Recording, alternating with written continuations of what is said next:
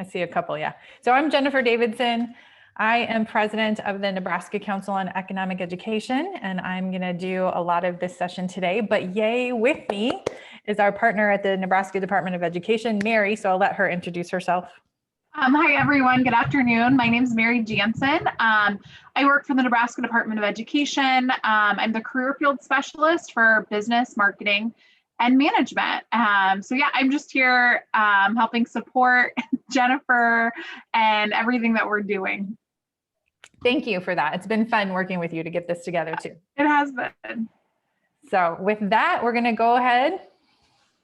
Yep. So as Jennifer mentioned, and as you all know, our session today is about fiscal policy. So these are just the state standards that align back to that standard of fiscal policy and where you might teach it.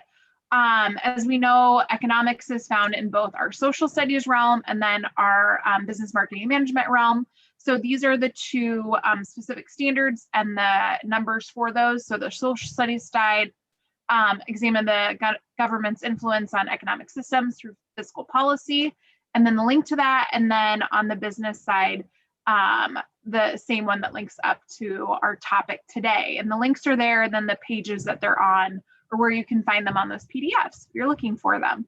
I did also hit record, so just so you're all aware that we're recording. Thank you. I forgot about that. Thank you so much. No, All right, so we're going to get started right away with a fun activity. So fiscal policy is really about allocation, right? We take so much in with income taxes or other ways that we take in as the national government, and then we redistribute it, right? So we're going to just start off with a fun little budgeting activity. So we have a vaccine and we only have one, and our goal today is to give it away, right? We don't want it to go to waste. And so we need to allocate who gets a kid or who gets a vaccine. So we have 5 candidates. You can assume all the candidates will contract the virus. So we live in a place where the positivity rate is like 75%, and it's insane. So you're going to assume they all will contract the virus. They're going to be very sick and probably for some time. So we're talking about a variant, right? COVID long. And it's quite likely they may succumb from complications of COVID. So I have 5 candidates for you. Mary's going to put the link in the chat. If you can just click on it, read about our 5 candidates and choose who you want to receive this vaccine. And then we'll come back and we'll do a poll to determine who gets it and who doesn't. So I'll give you a couple minutes for that.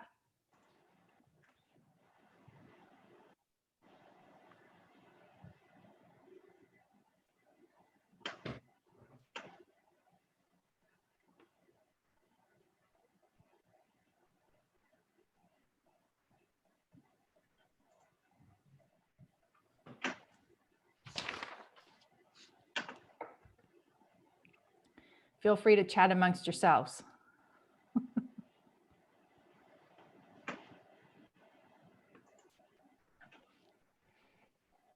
Jamie, who are you going to pick? I know you haven't had time to read it yet.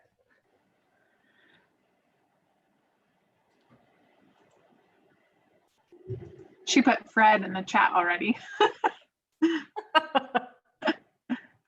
Thanks.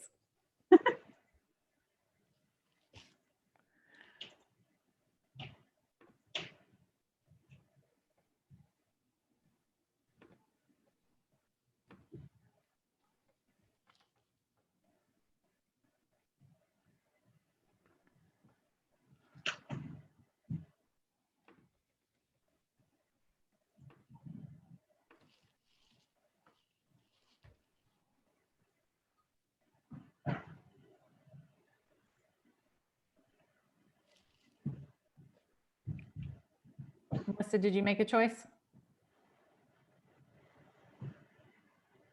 I think I'm going to go with Bonnie.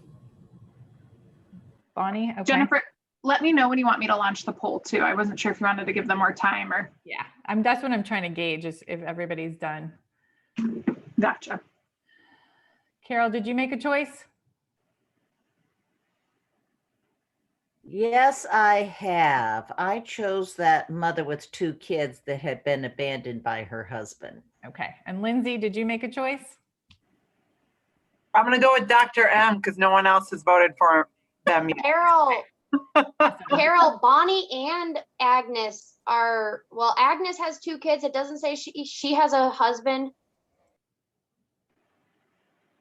One was abandoned and one doesn't have a husband. So I'm just saying. Tammy's making a note that Fred's an essential worker and he can get one, but we only have one. Yeah, we only have one. We only have one. So, okay, let's go ahead and come and launch the poll. So make your vote. You should be able to just click on it on the screen and we'll see who gets the vaccine and who doesn't. We got 4 more people. I'm probably one of them. I know, it was when I was looking at the. Yeah. So it looks like, oh, wow, it's pretty spread, except for Dr. M. He only got 1 vote. And then, uh-oh, we can't have a tie.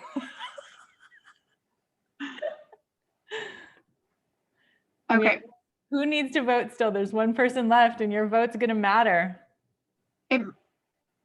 Jamie, it might be me, but I don't know how to do that. It's probably me, but I joined late, so. Oh. Just okay, pick well, Fred. That is probably. I can't vote blind. If you, okay. And polling? We'll talk through this. Yeah, and the polling. So we have a tie between Bonnie and Fred.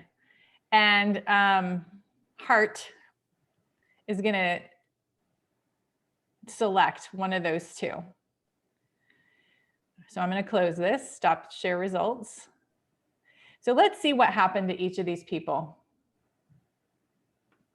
So we had all of these candidates for this singular vaccine. So if you voted for Dr. M, he died of a massive coronary 2 years after receiving the, I forgot to change that, vaccine. Bonnie went on to medical school and became an obstetrician. So who voted for Bonnie? You guys can unmute.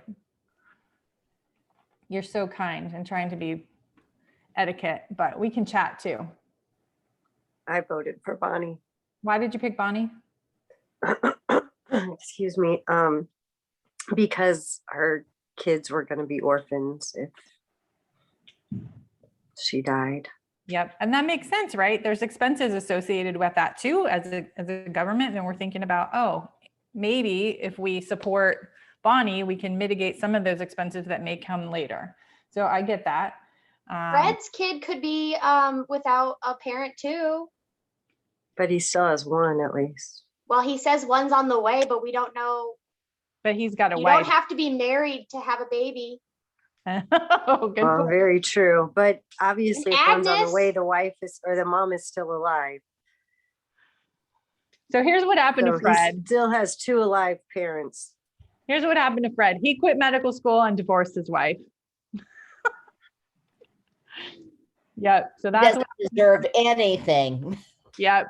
Fred's a loser. For almost the majority of us, it was a tie. Fred was one of the ones that was going to get it. So, and then Agnes, she won the state lottery and became an instant millionaire. And then we had, who was the last one? Ellen became a lawyer working to defend the poor.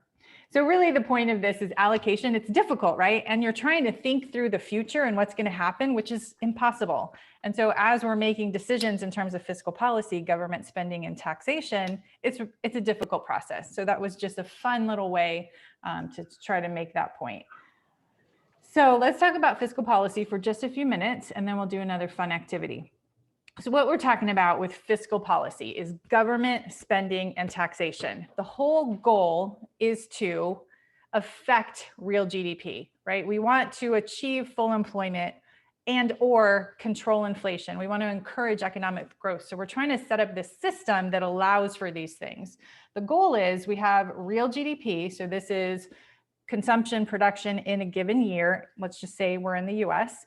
So we have real GDP, and then we have time. And the goal is economies go up and down. So this is the business cycle, right? We have peaks, we have valleys, and the whole goal with fiscal policy is to try to lessen the swings. We're trying to make it the highs not so high, the lows not so low. That's the goal of fiscal policy. The tool belt, then, government's tool belt, and thanks, Jamie, for starting these great slides. They're super cute. 2 tools that the government has in order to achieve these goals: spending, spend more, spend less, or taxation, tax more, tax less. That's it. Those are the tools at their, the tools in their tool belt. So 2 sides to fiscal policy, and different times when you would implement one or the other. So I just want to talk through those 2 things for a moment. So contractionary fiscal policy, its name really tells on itself, right? You're looking at a situation where the economy is too hot and you need to cool it down. You need to contract it. So this would look like we're having high levels of inflation. And it looks like this. So if you're not a graphical person, just close your eyes for a minute, but it looks like this on the graph, and then we'll look at it in an equation as well. So we have supply and demand. This is just overall supply and demand in the economy. And we are here. It's too hot. I'm hoping you guys can see my arrow. It's too hot. We are operating at this point where the price level is elevated, and we really want to be right here, right? Where equilibrium, we like it when all the lines come together in one spot, but we're in a situation where things are too high. Inflation is happening, and we want to get back to this equilibrium point where the price level is where it should be. We need to cool it off. So this is what contractionary fiscal policy aims to do. We're trying to decrease real GDP and get that price level under control. Reminding you, when the economy is hot, right? It's on fire, we need to cool it down.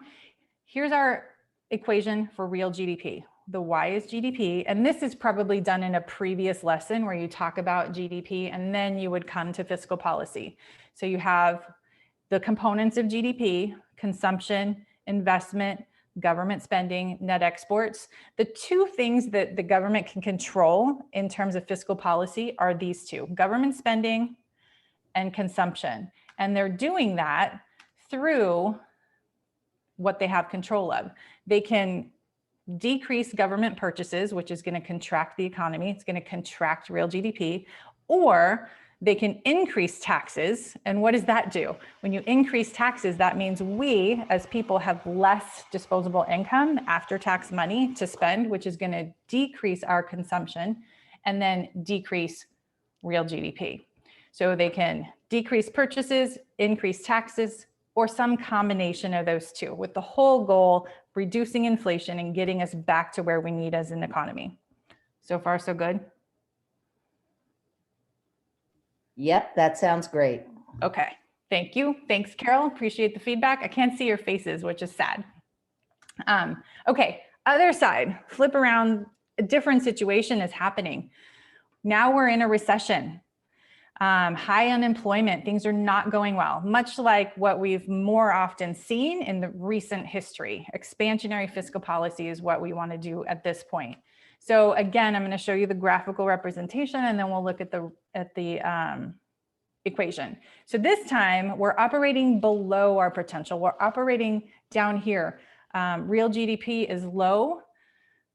Things are just sagging along. We really need to pull ourselves out of this situation. We have high unemployment. Capital is sitting idle. We don't want to be here. People are looking for work and it's hard to find jobs. So we want to get real GDP, shift to the right, and get us back to this point where the price level is where it should be and real GDP is where it should be. People are back to work. That's what we're after.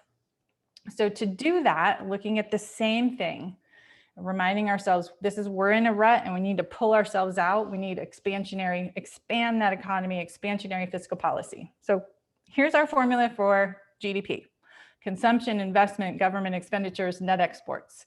And what we can do here then to pull ourselves out of this recession is increase government spending or decrease taxes. So when taxes are decreased, that means we have more disposable income, and we're going to spend at least some of it, which is going to increase real GDP.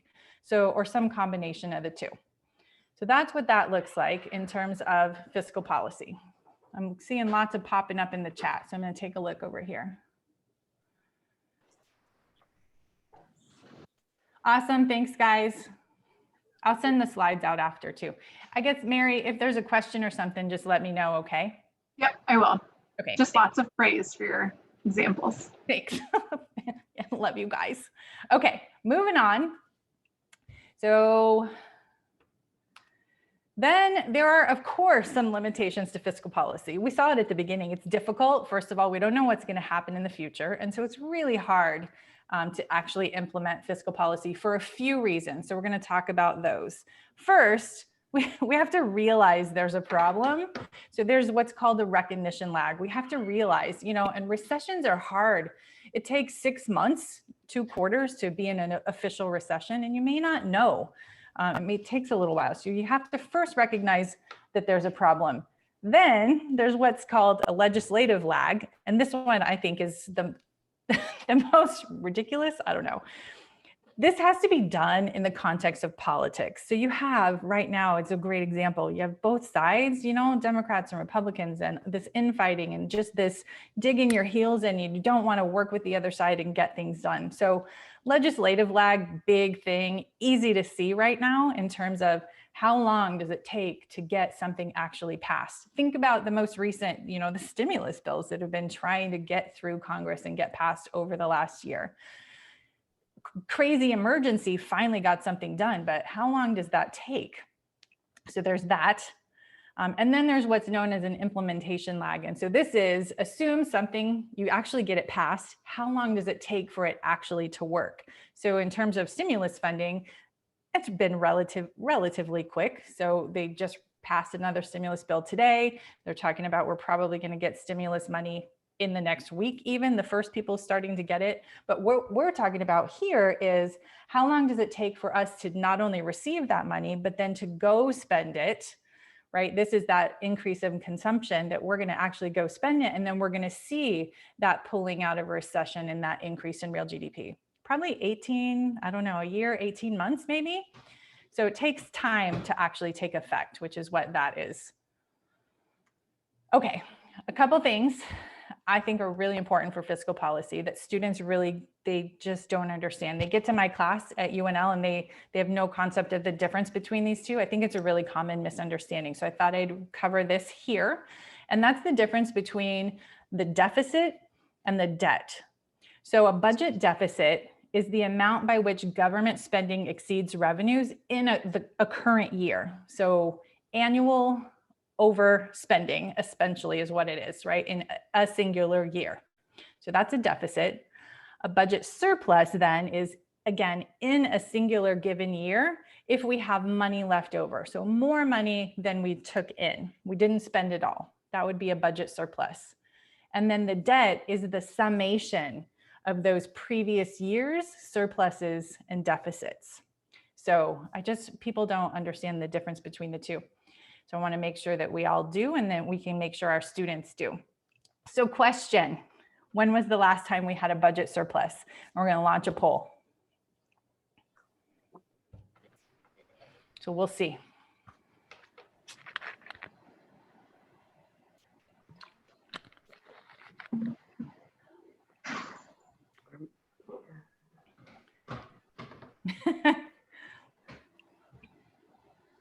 Looking good. So most of us, 55% of us, 6 of us are saying 1999, a couple saying 2001, 1980. We've never had a budget surplus. I always make a joke when I'm teaching this, budget surplus. What's that? So I do always make that joke when I'm teaching this particular thing. So let's end the polling and I will show you.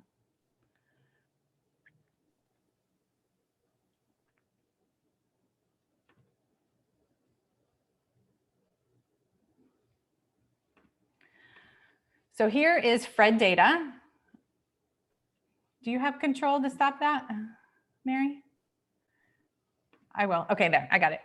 So here is Fred data. I don't know if you guys are using Fred in your classroom or not, but it's awesome. I love it for real-time data. You can just pull it out. It's the St. Louis Fed, and they have everything you could possibly think of in terms of data for you to just, it makes these graphs all by itself. You just tell it what you want and then you copy it and paste it in your slides. So this is the federal government budget surplus or deficit since 1960 through the most recent year that they had, 1999. So yay for those of you that said 1999, woohoo, you guys are all brilliant. And then 2001 was right after, it's right in that range. So this is the Clinton years. And then look at this. Woo. Deficit, deficit, deficit, deficit. For the, as much history as we can truly remember, I think. All right, good job on that. So that was deficit. So now let's switch to the national debt. So the summation of all of those years of deficit. And this is, in my class, I say, this is our depression day. So this is our, everybody take your Xanax. We're just gonna go through it together. It's gonna be a depression day. So this is the US debt clock. I took a snapshot of this, I don't know, a week ago Saturday. So I just thought it would be interesting to see how much it's changed because we're gonna look in real time. So 27.9 trillion, 27,962 a week and a half ago. So I'm gonna click the link. If you're not using this in your class, I love it. And I would encourage you. So now we're at just over 28. So in a week, so that you can, the national debt is just crazy. Debt per citizen, $85,000. Who's a taxpayer? Everybody a taxpayer in here? I'm thinking yes. So you owe $225,000 already. How you feeling about that? It's a little bit scary. So there's that. And then this is the one thing I also look at. So the federal debt to GDP ratio, it's almost 130%. And this is the piece that scares me a little bit. That's getting really kind of high, worrisome, truly. The other thing you can do here is that it has a time machine, which is so fun. So let's look at 2016. Oh, 19 trillion. So that's when Trump took over 2016.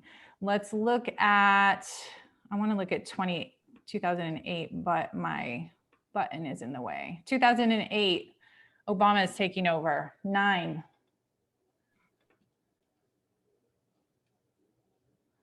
And then let's go back to 2000, 5 trillion. So really the last 20 years has really skyrocketed. Jennifer, does that time clock go back to the end of World War II? Because I've sometimes used that to that's a great one. Do a perspective, because at that time, at the end of World War II, we were 168% in our debt to GDP ratio. It doesn't, the earliest it's showing here is 1980. Okay, I was just wondering. But I love that good comparison, because the last time we were this high was World War II, serious wartime. And here we are again, not wartime. So that's an awesome thought, Carol, thank you. So I'm going to bring us back to today. Any other thoughts? Anybody use this in class? Oh, yes. I do. I love it. I do too. It is depressing. Yeah, I click on it and I say, get ready to get stressed. I use it. I've used it many times. Awesome. Okay, have we had enough of this? Going back? All right, I'm gonna do. So the other thing I have linked here, we don't have time to watch it today, but the other thing I have linked here is a funny, not funny video that you can play in class. It's all about the debt limit, and it has a percentage. It really walks you through what happened. So they have a problem, they need to get more money, they've reached the debt ceiling, and then they're like, it equates it to a family. So like your personal budget, and you're trying to go to the bank to get some more money. And so the dad goes to the banker. He's like, but you've raised my limit so many times before. Usually it's, I just walk in and you say, yeah, sure. And the banker's like, I don't know. It seems to be really getting out of control. Did you reduce your spending? Did you take a look at your budget? It's this kind of funny thing, equating it to a family scenario. And then he goes, yeah, I did. And then he goes, well, my kids are going to be really sad. We can't go on vacation or whatever it is. And then the banker goes, you have kids? And so he goes to get the kid, and the kid then signs to increase the debt limit, essentially absorbing this responsibility now well into the future. So it's funny, not funny. You know what I mean? Trying to find somebody's face so I can get some sort of reaction. Okay, good. Thank you. So that's a fun one to play in class. Okay, up next, we are going to play a little game. So this is a brand new lesson that came out from CEE. So Nebraska is the Nebraska affiliate of the National Council for Economic Education. So this is brand new. It's on their website. I have it linked right here, but it's who gets bailed out and why. And there's a whole lesson to it. We're just going to do the fun game part. So scenario time. You are all members of Congress, and you're about to vote on a bill that can provide government money to specific industries. Essentially, we're going to decide who's going to get some stimulus money.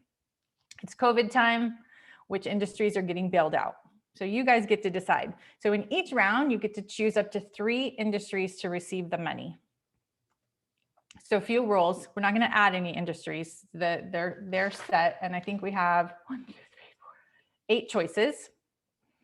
And I want you to provide reasons for your choices, okay? So we'll do a little debrief in between each round, and you can just let the rest of the group know why you're voting for the industries you are, just like you would need to do that for your constituents at home.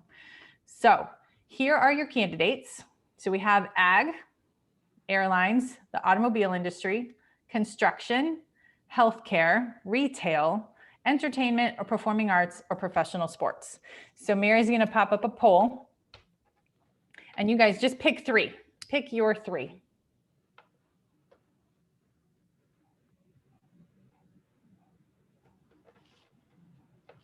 So each of you get to pick 3 different industries.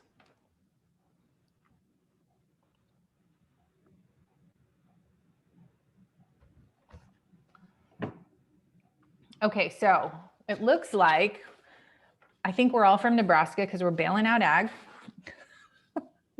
So we have ag at 82%, and we have healthcare at also 82%. And what's the third highest one? Is construction at 55? All right. So I'm writing it down so we can compare. Awesome. Next, I'm going to actually give you some information on each of these industries. So you knew you had nothing before, right? So now how do you change your mind once you look at some data? So I'm going to get you information on the number of employees. So this is to help you consider the impact of layoffs, because we're, it's COVID, it's big time recession. So how many jobs is your choice going to affect? I'm going to give you information on the economic impact. So how big are these industries? Their overall sales, tickets to events, relationships with associated industries. So one job in this industry leads to how many jobs in this other complementary industry, which is this one, the employment multiplier. So when one job is created here, how many people does it affect down the line with that multiplier? So let me give you some data.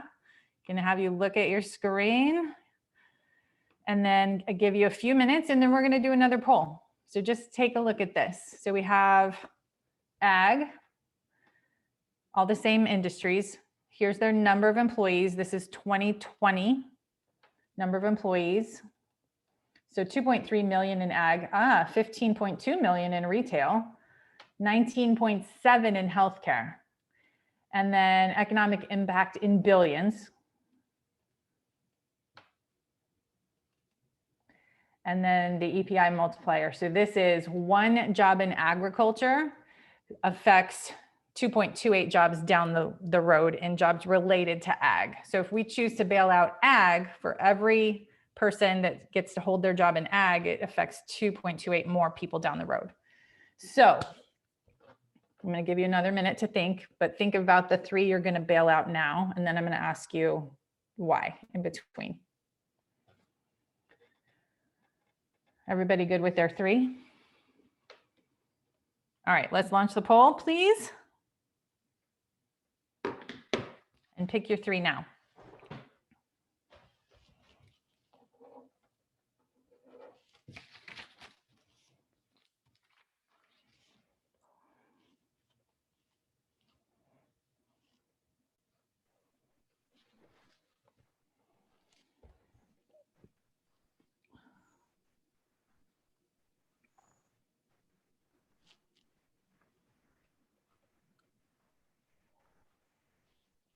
Okay, so now we have, what are the top 3?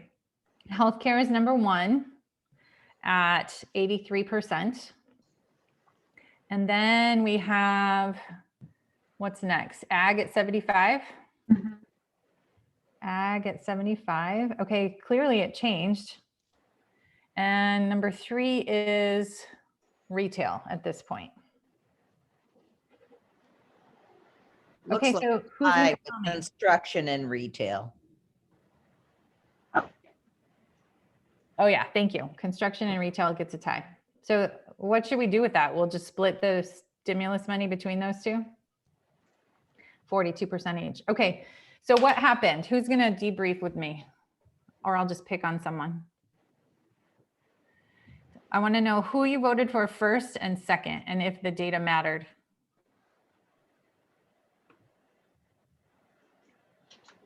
My vote was the same both rounds. Okay, awesome. And which industries did you vote for? Agriculture, construction, and healthcare. Okay. Awesome. I had the same ones, Mhm. but I switched from construction to retail. And the reason was just the number of employees. And the economic impact, the size of the economic impact. Okay, great. I think that makes sense too. Healthcare, I think, obviously, right? It's 2 million employees, although, or sorry, 19.7 million employees. It's the biggest one here. It makes sense why everybody's choosing healthcare at this point. Anybody else want to share?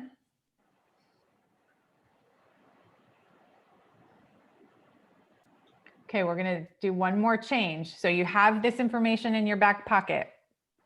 We're going to add one bit of information, and this is what I alluded to earlier. Legislative lag. So now you guys are all going to be Congress people. And in terms of your decision making, it really depends where you sit, right? You have people that you respond to, you have promises that you've made. So you have your constituents. What are the people who elected you want? You have to take that into consideration.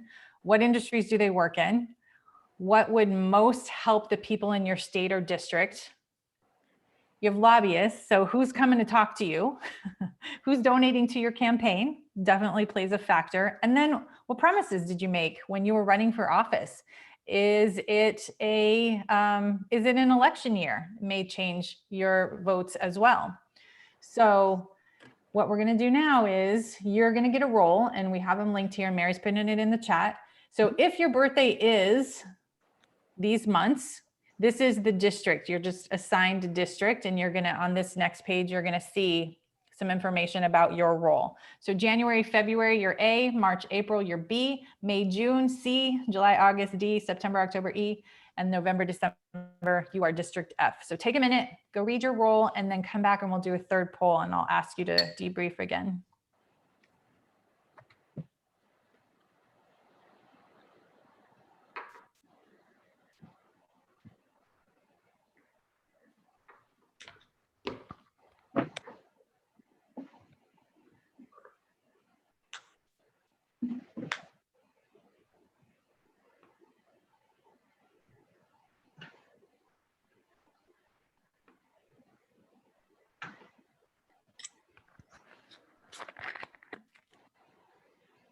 Mike, did you find your role? Are you ready? I can hear him laughing from the other room, even though he's on mute. Oh, my links aren't working. It's in the chat, and you click Oh, on it. okay.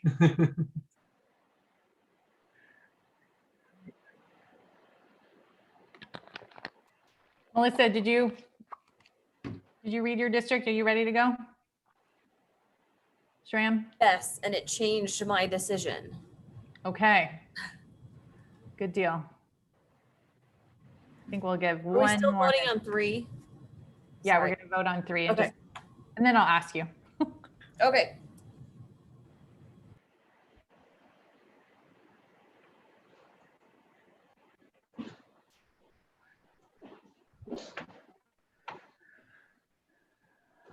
All right. Are you guys ready for the poll? Sure. Okay, let's do that. Getting some thumbs up. So now, given your role, who's getting the stimulus money?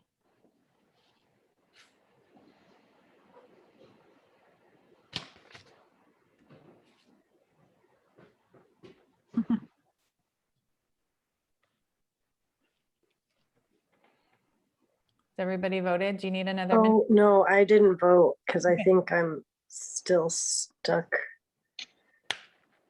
Hold on. Okay. Okay. Sorry. No problem. Let's see.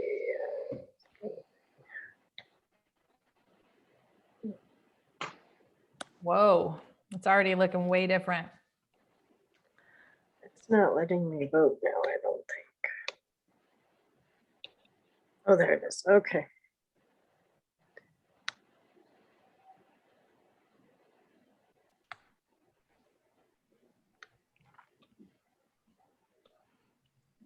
Awesome. Okay, so now we have no more ag.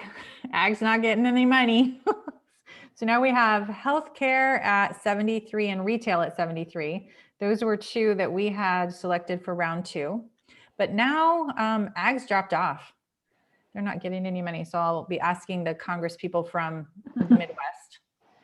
And then what's the third one that's getting it this time? It is a tie between entertainment and ag. It's construction. Instruction. Oh, construction. Thank you so much. Construction. Well, retail and healthcare are tied.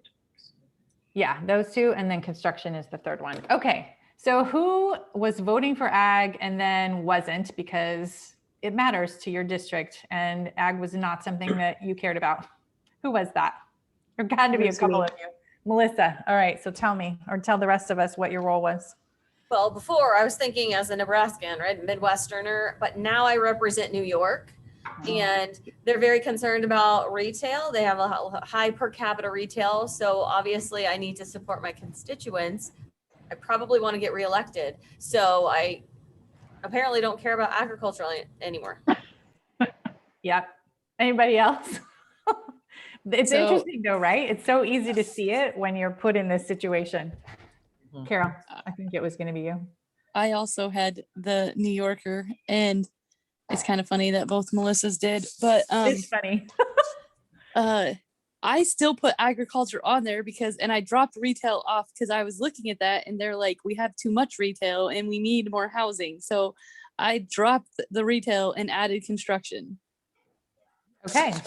So definitely where you sit depends on what you vote for. This is why I think it's as an additional lesson for your students. This is why it's so important to vote to ensure who your congressperson is, right? And who your And senator I could be is. totally wrong, but that's why I did it. Awesome. Anybody else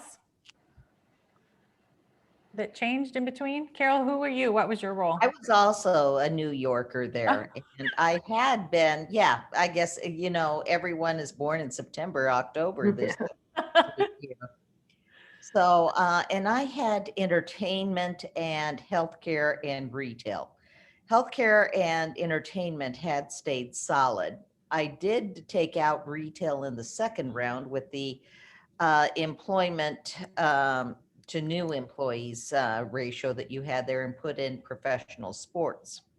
But now when you stuck me in New York, I said that retail, since that is what my constituents are, And being the Bronx and Queens, entertainment is also a big part of the economy. So I went there with that. And it does have that employment multiplier as well. Yeah, for And entertainment. I also, yeah, and then the healthcare, just because I'm from New York and they have been hammered by COVID. Okay. Awesome. I think this is a fun activity. There's so much that you can bring to it. We're running out of time, so we're going to have to move on. But I think there's so much to it, and there's so much more within the lesson. This is just the fun little activity at the end, but there's so much more about what a bailout is. So if you're looking for fiscal policy lessons, clearly you are because you're here, I would highly recommend this one. So with that, thanks for playing. One more note though. What's the opportunity cost? So those 3 industries are getting bailed out, but nobody else is, right? So that's the opportunity cost. We can't, and what can we not do now with all of this bailout money we're giving these 3 industries? That's another thing to consider with students, right? If we're giving them $1.9 trillion, what are we not doing with $1.9 trillion? Just things to talk through with students. All right, thank you for playing. I'm going to turn it over to Mary at this point for another super fun resource for your classroom.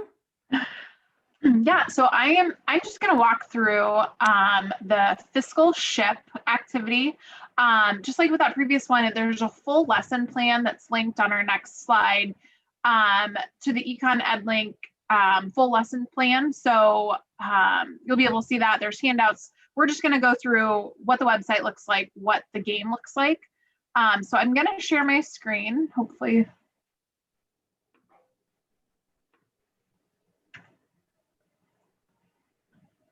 Okay, can you guys all see the fiscal ship? Yep. Okay, so this is what it looks like. So like I said, there's a little bit of prep work to it. If you want to share with your students and to kind of go through what they'll be doing, figuring out their goals, handouts, worksheets, lots of those things. But like I said, we're just going to walk through the website. So we'll click new game. Just put my name. So it talks a little bit about the mission of the ship. So if you can steer the fiscal ship to safety so it doesn't sink, so you still meet your goals and you can get to your final destination.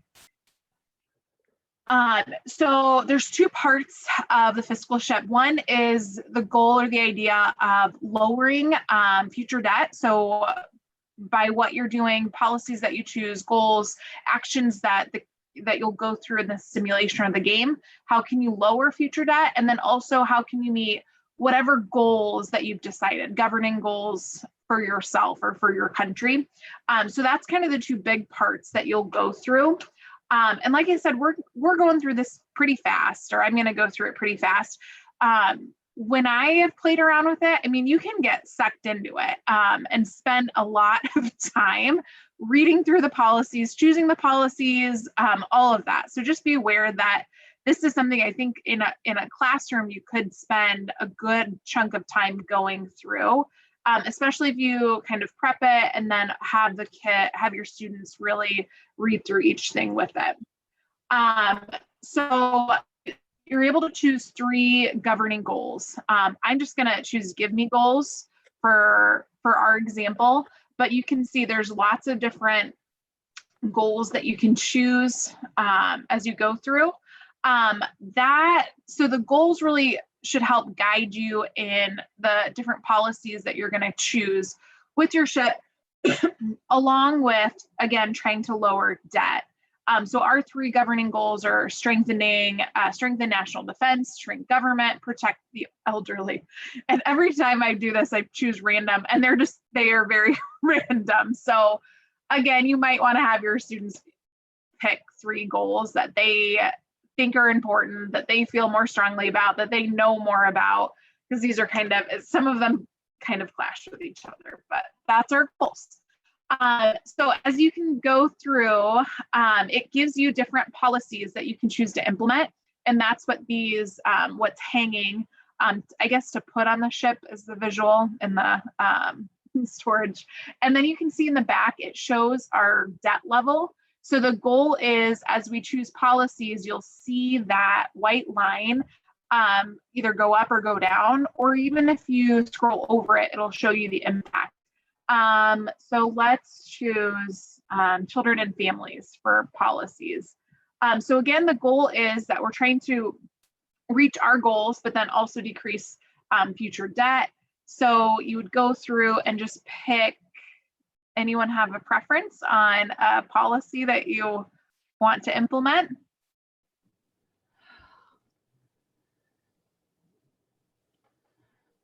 Keep going. Okay. And I won't pick this one, but here's a great example. If I scroll over, provide universal basic income, you can see that orange line that shows the debt will go way up. So it just shows kind of that, again, it gives you the visual of that impact right away, that if you're going to choose that policy, you know, what happens, and kind of some of those different things. So trying to see what would, I don't know if a lot of these would really do anything for our goals. Yeah, that's so, what I'm thinking. Yeah, I'm going to go back. I'm not going to choose one of those.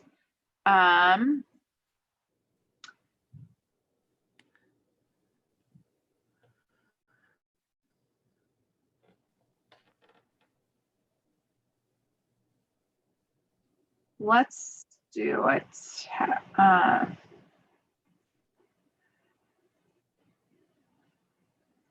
These are all increasing taxes, which is not, here we go, eliminate estate tax. So again, when you choose those different policies, this is real, I thought this was really nice too, because it explains what that policy is, arguments for, arguments against. So again, it gives that background. So even if a student, or, you know, like myself, if I'm going through and I don't maybe quite understand some of the implications or why people might be for or against it, I can go through and read it really quick and think, okay, that either aligns with my values or the goals that we've chosen. So we'll choose that. Let's choose it. Didn't really do anything. If it affects our goals, you'll see a little star. So the star will go over.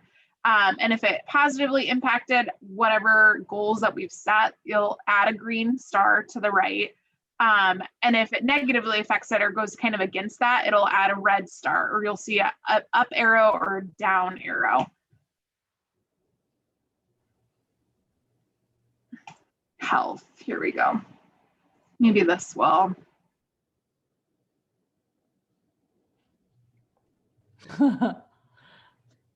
Yeah.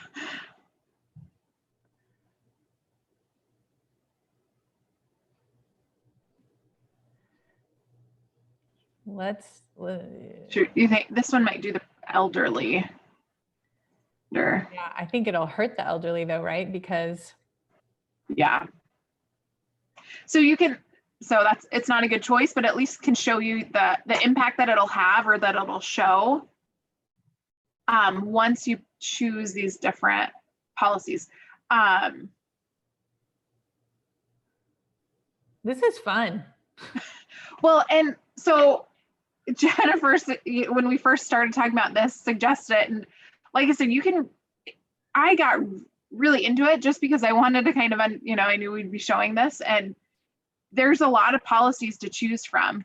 And then it'll show you, like, if you choose a policy and then choose another policy and they kind of contradict each other, or they're like the opposite ends, like increase or decrease, it'll tell you that. So these are kind of opposite.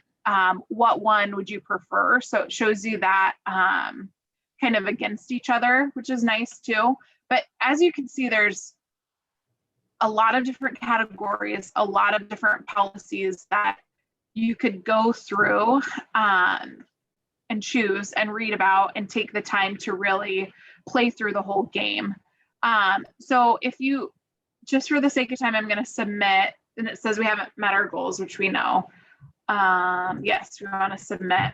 And then it'll give you kind of a rundown. So when I've played it longer, it'll show you the stars that fill in. If you reach those goals, what has brought down the debt, what's spending cuts, and it gives you kind of a breakdown of what you've chosen. So again, all of those things you could turn into discussion points in your classroom, or kind of follow-up assignments, or things that you might want to share with that. And then you can go, it says you can challenge people. I don't know if that would be, and I don't know what that looks like. That'd be interesting to see.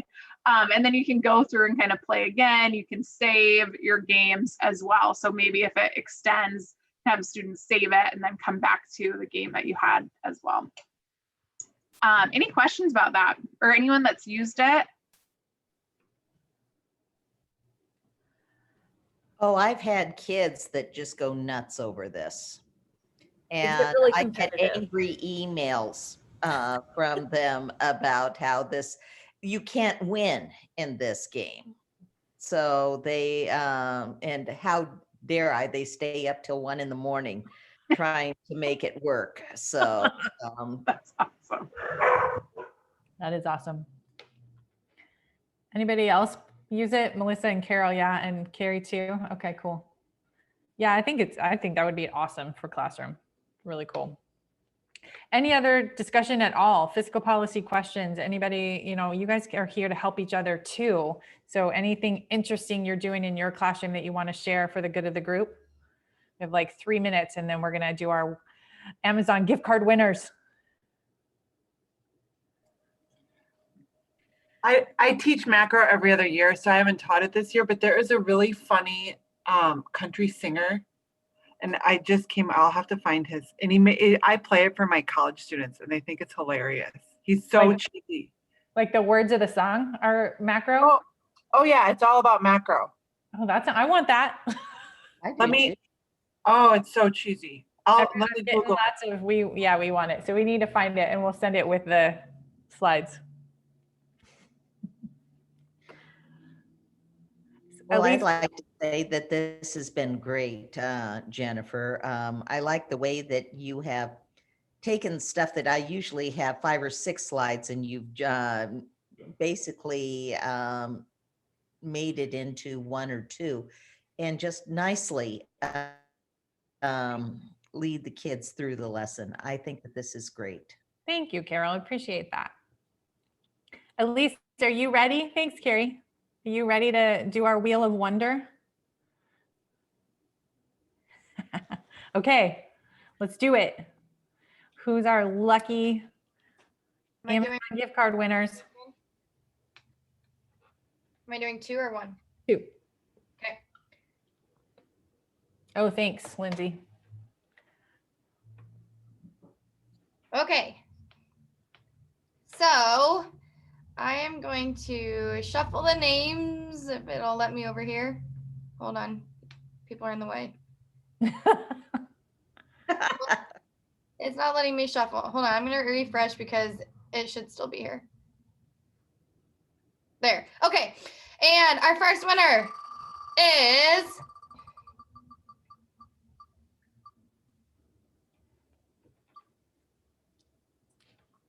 Carrie.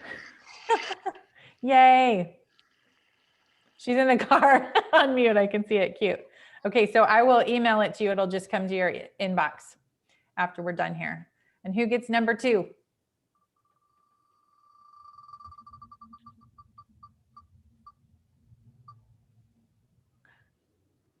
Carol. Carol, woohoo! Woo! Thank you so much. You bet. So I will email that when we're done here. All right, so Lindsay put the link to that in the chat, that funny song that she was talking about. And also in the chat, we would love your feedback. Definitely want to always improve. We're always after that. So if you could please just click it and fill it out. It'll just take you a couple minutes. If you could do that right now, that'd be great because you're more likely to do it now than later. And we look forward to seeing you on the next one. So the next one is